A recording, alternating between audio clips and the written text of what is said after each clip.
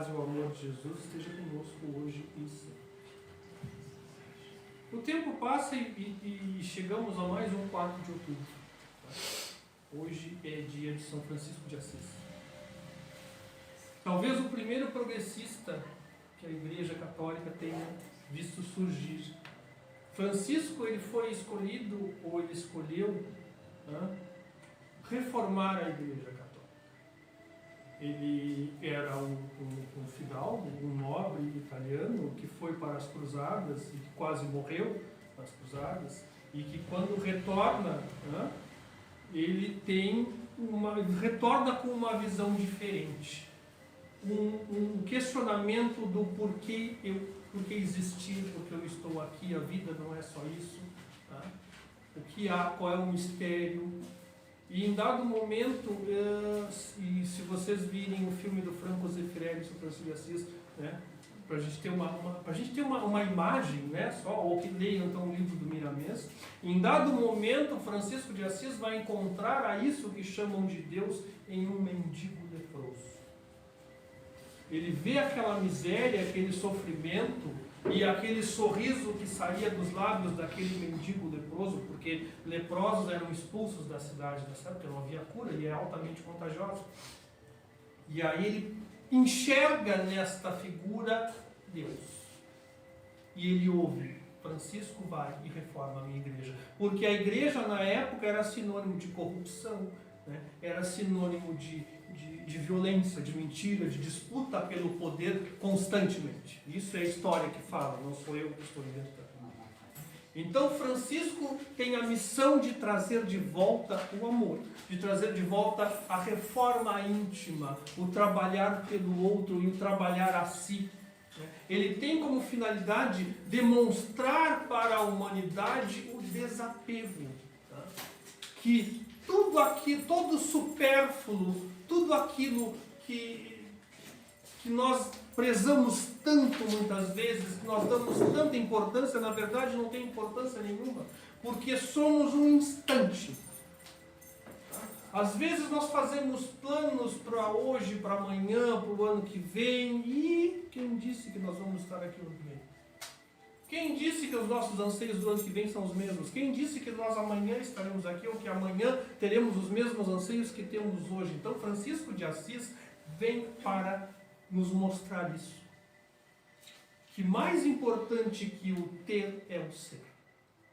Que mais importante que o amealhar para si é enxergar o outro.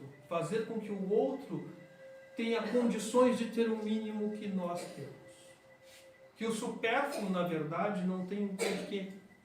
O supérfluo é algo que nós somos convencidos ou nos deixamos convencer de que nos é necessário sem ser. Então, tanto Francisco de Assis quanto a doutrina espírita têm muito em comum. Ambos são progressistas. Já Francisco em 1300 e pouco e a doutrina espírita a partir de 1857. Ambos vêm com o intuito de reforma. Um mais especificamente da Igreja Católica, o outro a reforma do indivíduo e a reforma da sociedade através do progresso e do conhecimento. Ambos focam no amor e na solidariedade. Ambos com características do seu tempo, mas ambos são isso. Ambos são o amor redivivo e a solidariedade para com o outro. Eu estou falando solidariedade porque caridade, quando a gente fala, dá uma ideia assim de como eu sou bom, como eu sou caridoso, como eu dou para o outro, Não, solidariedade. Solidariedade é ir além, é sentir o que o outro sente, saber o que incomoda o outro, é sofrer com o sofrimento do outro. A caridade, tu vai lá e dá o que te sobra. Dá uma ideia na nossa cabeça muitas vezes de como eu sou bom, eu estou dando para o outro o que está me sobrando. Isso muitas vezes a caridade acaba tendo essa mesquinhez. E aí, uma das coisas que mais se assemelha, que mais explica o que foi Francisco de Assis, foi uma oração que foi atribuída a ele, mas que provavelmente não tenha sido ele que escreveu. E isso a Igreja Católica reconhece, e a ciência já descobriu, que é a oração que todos nós conhecemos, Senhor, fazei-me instrumento de vossa paz, E já nessa primeira frase, Senhor, fazei um instrumento de vossa paz, ele está nos mostrando que o agir cabe ao indivíduo. Né? Ele está dizendo, Senhor, fazei de mim instrumento de vossa paz. Que eu seja o instrumento. Não que tu faça mágicas e milagres e transforme tudo por obra e graça, porque um se acha escolhido e o outro não, um merecedor e o outro não, mas que eu seja um instrumento de vossa paz. Ou seja, não cabe aquilo que hoje se chama de Deus e na época também, não cabe aos santos, não cabe ao acaso ou à sorte, ou a causa e efeito, ou a reencarnação, somos nós que devemos ser um instrumento. Nós temos todos esses meios à nossa volta para auxiliar, mas o instrumento da mudança, seja ela pessoal, ou social, ou mundial, somos nós. Nós somos a mudança que precisamos. Não vai vir de nenhum outro lugar. Não vai haver nenhum milagre de uma hora para outra. Nós não vamos compreender de hoje para amanhã uma coisa. Porque primeiro nós temos que nos compreender e passarmos a instrumentalizar aquilo que nós queremos mudar e primeiro em nós. Porque é muito fácil a gente enxergar no outro todos os defeitos que o outro tem. E geralmente a gente não se dá conta que a gente enxerga os defeitos do outro porque esses defeitos estão muito arraigados em nós mesmos. A gente nunca enxerga no outro um defeito que nós não temos. Tá? Porque é para isso mesmo, é para que nós nos demos conta que estamos em processo de evolução, todos nós. Todos nós temos algo a consertar, todos nós temos algo a fazer. Onde houver ódio, que eu leve o amor, porque o amor é a base, o amor é o caminho. É com amor que se compreende, que se acolhe o outro. É com amor que não há julgamento. Não te preocupa, pode deixar ela tranquila, ela não está atrapalhando. Fica tranquila, pode correr, pode fazer o que quiser. É com o amor, né, que nós não damos vazão à mentira, que nós não damos vazão à violência. Onde há o amor, há todo esse conjunto de coisas que o cercam. Onde há amor, não há preconceito, porque não há cobrança, não há expectativa. Eu não quero que o outro seja isso, aquilo, aquilo outro. Eu quero que o outro seja como ele é. Eu quero que o outro seja feliz. Isso é amor. E a base da doutrina espírita é o amor. Não há outra base. É a reencarnação, é isso. Não, é o amor. Todo o resto decorre do amor. Porque nada mais amoroso do que propiciar a cada um de nós as inúmeras condições e oportunidades de nos reformarmos ao longo dos séculos e dos séculos e dos séculos. Isso é amor. Tá? Porque a pessoa está errando e aí se dá uma nova chance, e a pessoa erra de novo e outra chance, e outra, e outra, e outra, e outra, até que a criatura acerte. Isso é amor. Tá? Onde houver ofensa, que eu leve o perdão. E esse perdão vai além. Tá? Não é um perdão simplesmente da boca do eu te perdoo. Como eu sou bom, eu perdoo a pessoa. Eu devo ser um ser superior, um ser de luz, porque eu perdoo. Não, é um perdão que é onde não se revida o mal com o mal. Onde não se deseja o mal. É um perdão onde se compreende que há essa necessidade evolutiva e que ela é progressiva, né? E que eu não vou consertar o outro.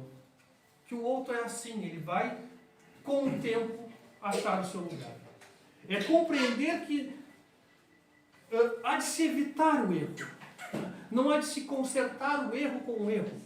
Né? Muitas vezes a pessoa, ao invés de simplesmente perdoar, ela erra, ela causa um embate, né? Ela vai para cima, e aí é um erro tentando arrumar um outro erro. O que não significa que o perdão é a pessoa virar um cordeiro que tudo aceita. Não é isso. Muitas vezes, perdoar é simplesmente se afastar de determinada pessoa, de determinada situação. Tu não vais confrontar, tu não vais desejar o mal, não vais praticar o mal, tu simplesmente vai te afastar. Não dá mais. Segue como tu quer ser. E eu não vou participar mais. Eu não tenho que sofrer, eu não tenho que ser violentado ou me violentar indefinidamente. Isso não é perdão, isso é masoquismo. Então o perdão é não desejar o mal, é não desejar o erro, não combater erro com erro. Isso é o perdão. Onde houver discórdia, que eu leve à união. E promover a união é não calar também. É debater saudavelmente. Quando se diz onde houver discórdia que eu leve à união, pode dar uma ideia de que não se deve confrontar, que não se deve debater.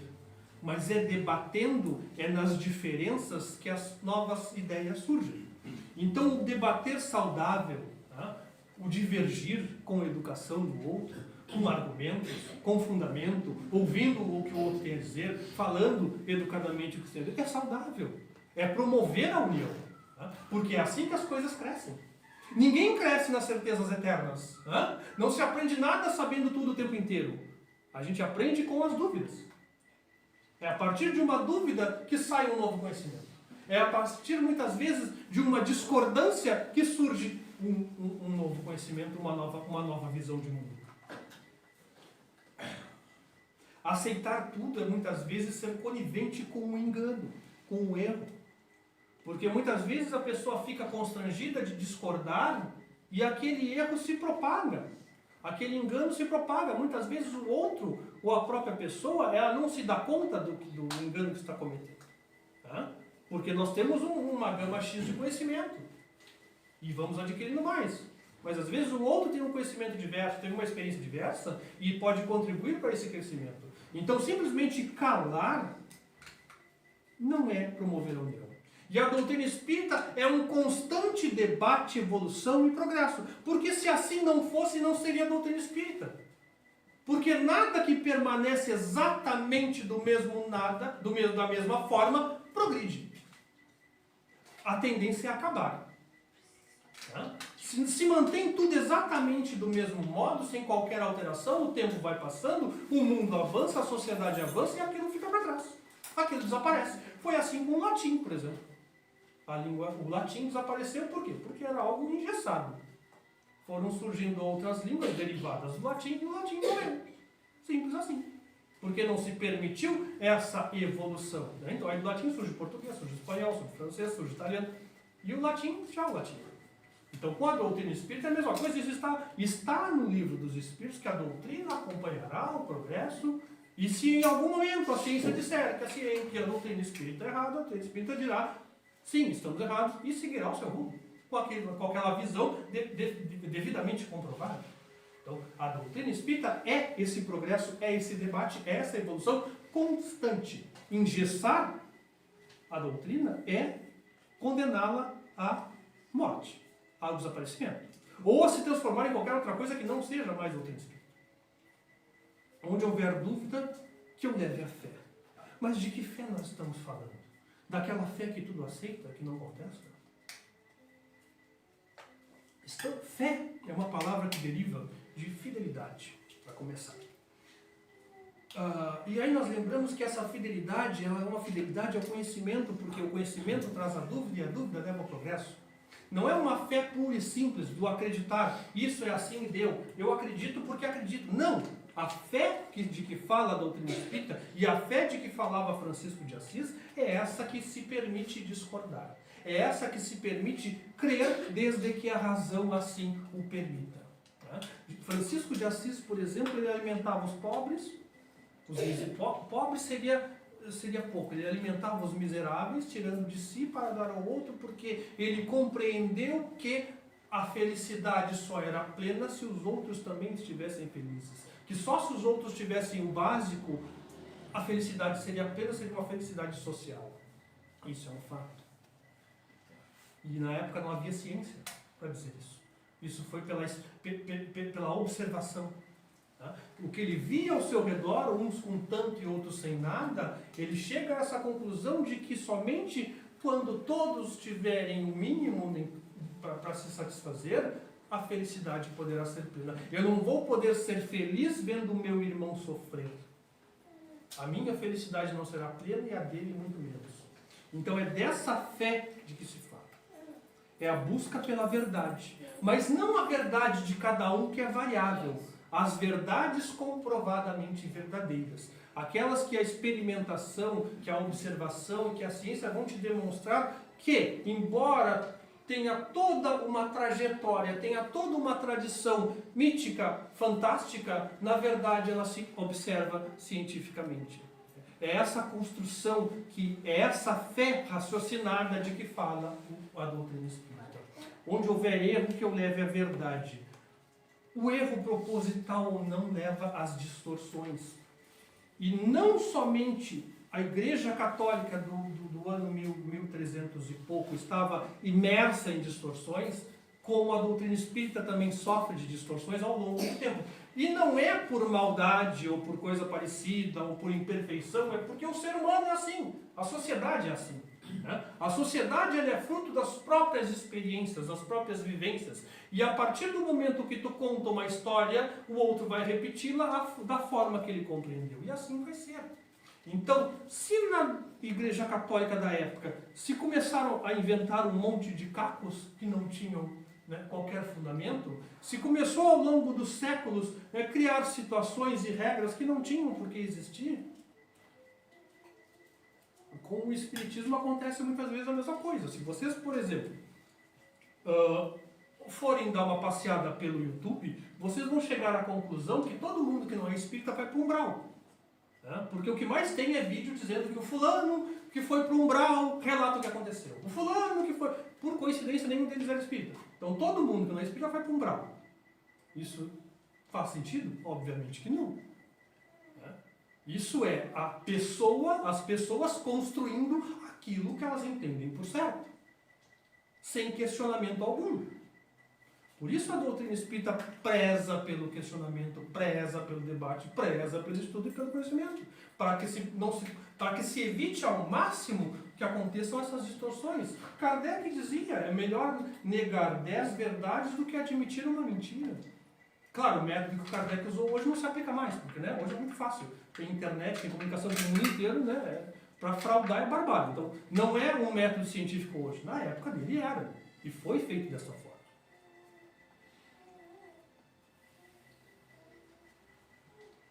Uma distorção, por exemplo, que aconteceu foi com a ordem franciscana.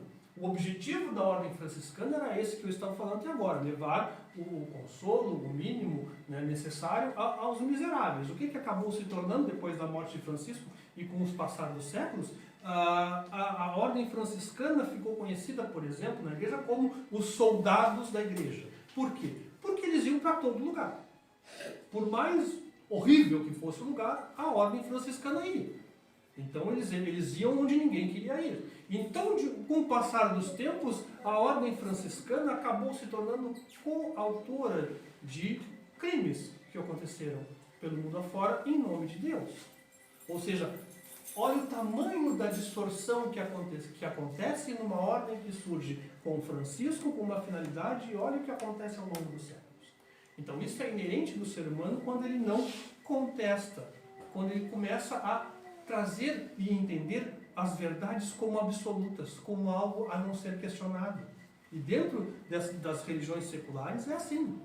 E aí nós não podemos permitir que nos tornemos assim também enquanto pessoas. Tá? É uma obrigação nossa buscar o conhecimento, não só buscar o conhecimento, como duvidar. E duvidar não é nenhuma ofensa. Tá? Duvidar do que o outro fala, ou do que eu estou falando para vocês, não é nenhuma ofensa, por exemplo. Vocês devem ouvir, pesquisar, questionar, porque eu posso ter enlouquecido e começar a falar um monte de mentira. Tá? Ou se eu não estou mentindo, eu posso estar dando pura e simplesmente a minha opinião. E não necessariamente as pessoas devem seguir a opinião do outro. Isso é doutrina espírita, esse debate, essa constante busca pelo conhecimento. Então, se nós formos analisar, já existem cacos no Espiritismo que não tem nada a ver com a doutrina espírita. Por exemplo, nós já encontramos dentro da doutrina espírita posições de negar a ciência. Já encontramos dentro da doutrina espírita posições de santificação de pessoas. Não, obviamente, como na Igreja Católica, que tem lá todo o processo de santificação, mas as pessoas são tratadas como se fossem santos, e nem morreram ainda às vezes. Tá? E fora os que já morreram. Ou seja, tudo que aparece não se contesta. Outra questão. Em muitos casos, o que o Espírito comunicou é tido como uma verdade absoluta, por mais absurdo que seja.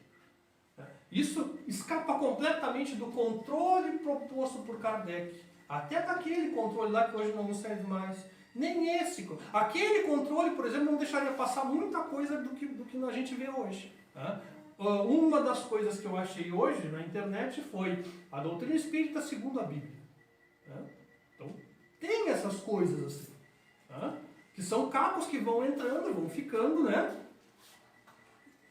Ou seja, é inerente à existência humana fazer isso. Cabe a nós separarmos, como teria dito Jesus, o joio do trigo.